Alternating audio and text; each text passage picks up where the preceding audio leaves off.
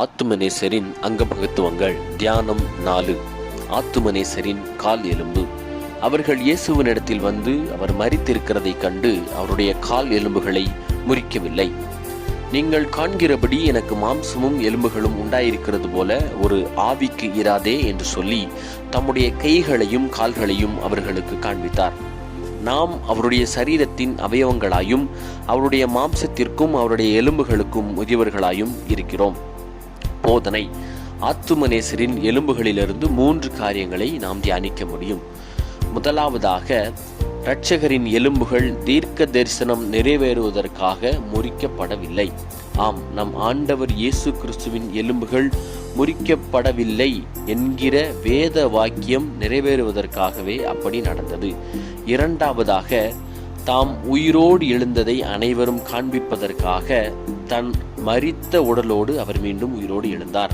அவர் மாயாவியாக தன் உடலை மாற்றிக்கொள்ளவில்லை, மிகவும் ஆவேசமாய் இருக்கவில்லை. தான் எப்படி காயத்தோடு மரித்தாரோ அதே எலும்புகளோடு தான் அவர் மீண்டும் உயிரோடு எழுந்தார். மூன்றாவதாக, கிறிஸ்துவுக்கும் நமக்கும் உள்ள ஐக்கியத்திற்காக அந்த எலும்புகள் அடையாளமாக இருக்கின்றன. நம் ஆண்டவர் இயேசு கிறிஸ்து தன் சரீரத்தின் அவயவங்களாக நம்மை மாற்றுவதற்காகவே அந்த எலும்புகள் ஒரு அடையாளமாக இருக்கிறது. தியானம். என் ஆத்துமாவே, நம்முடைய ஆண்டவர் இயேசு கிறிஸ்து பஸ்கா பலியாக, சுத்தமுள்ள ஒரு ஆட்டுக்குட்டியாக நமக்காக பலியானார். எனவே நாம் அனுதினமும் அவர் நமக்காக மரித்ததை பண்டிகையாக கொண்டாடி வருகின்றோம். சிலுவையிலே நாம் நம் ஆண்டவர் இயேசு கிறிஸ்துவை பார்க்கும் பொழுது அவர் மிகவும் பாவமானவராய் காண்பிப்பதற்காக அவருக்கு 2 புறமும் கள்ளர்களை அறைந்தார்கள். ஆனால் நம் ஆண்டவர் இயேசு கிறிஸ்து அவர்களுக்கு சமமானவர் அல்ல என்பதை உணர்த்துவதற்காக அவர்களின் எலும்புகள் முறிக்கப்பட்டது. நம் ஆண்டவர் இயேசு கிறிஸ்துவின் எலும்புகள் முறிக்கப்படவில்லை. மேலும் விழாவிலே குத்தப்பட வேண்டும் என்கின்ற தீர்க்க தரிசனம் நிறைவேறுவதற்காகவே அவருடைய எலும்புகள் அந்த இடத்தில் முறிக்கப்படவில்லை. இரண்டாவதாக, நாம் பார்க்கும் பொழுது பலர் ஆண்டவர் இயேசு கிறிஸ்துவின் உயிர்த்தெழுதல் இல்லை என்று கூறுகின்ற நிலைமையில் தான் மரித்த சரீரத்தில் அவர் மீண்டும் மாம்சத்தோடும் இரத்தத்தோடும் எலும்புகளோடும் எழும்பி தான் உயிரோடு எழுந்ததை நாம் அனைவரும் நம் இருதயத்தில் உணர வேண்டும் என்று சொல்லி தன் சரீரத்தை காண்பித்தார், தன் காயங்களை காண்பித்தார்.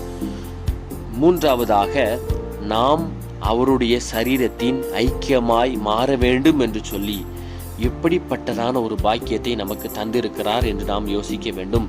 நீச பாவிகளாகிய நம்மை அதிர்ஷ்டசாலியாய் மாற்றுவதற்காக அவருடைய சரீரத்தின் அவயவங்களாய் நம் ஆண்டவர் இயேசு கிறிஸ்து மாற்றிவிட்டார். ஒரு கற்பனைக்காக நாம் கேட்கும் பொழுது தேவதூதர்களே பொறாமைப்படும் அளவிற்கு நாம் அவருடைய சரீரத்தின் அவயவங்களாய் மாறிவிட்டோம். எனவே இந்த நாளிலிருந்து நாம் அவருடைய சரீரத்தின் அவயவங்கள் என்று சொல்லி உணர்ந்து அவரை நாம் போற்ற வேண்டும். ஜெபம்.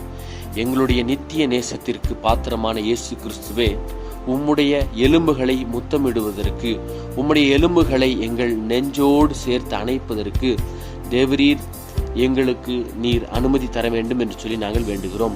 உம்முடைய பரிசுத்த எலும்புகளோடும் உம்முடைய மாம்சத்தோடும் எழுந்தருளின இயேசு கிறிஸ்துவே, இந்த உலகத்தில் இருக்கும் அனைவரும் உம்மை பரிசோதிக்காமல் உம்முடைய உயிர்த்தெழுதலை உண்மை என்று நம்பி உம்மை விசுவாசித்து உம்முடைய உயிர்த்தெழுதலின் பலனை முழுவதுமாய் நாங்கள் நம்பி பரலோகத்தை போல இந்த பூலோகத்திலும் வாழ்ந்து உம்மது மேலுள்ள எங்கள் அந்யோன்யத்தை அதிகப்படுத்த பிதா, குமாரன், பரிசுத்த ஆவி நாமத்தினாலே வேண்டிக் கொள்ளுகிறோம்.